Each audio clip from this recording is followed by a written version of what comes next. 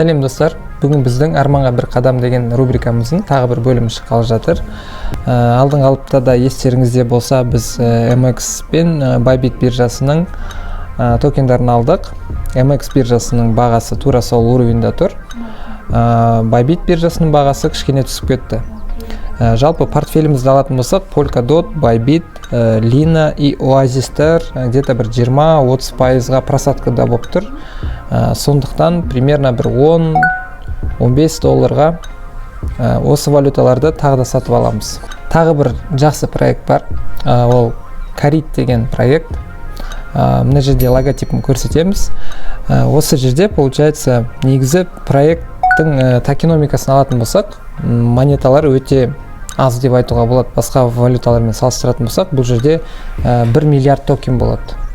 Ең жақсысы қазір бұл биржаға енді ғана шығып жатыр. Binance'ға әлі шыққан жоқ, қазір Bybit биржасында бар и бағасы да өте тиімді болып тұр. Қазір 1 цент тұрады примерно бағасы. Біз оны 20 долларға примерно алып қоюымызға болады қазір бастапқыда.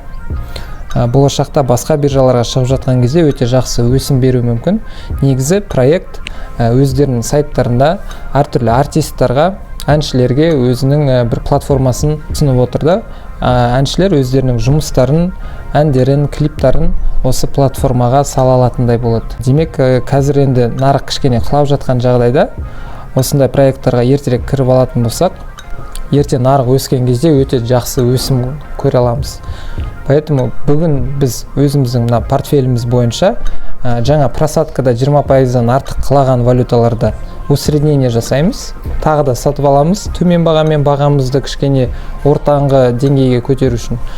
И мына Karit валютасын примерно бір 20 долларға алып қоямыз.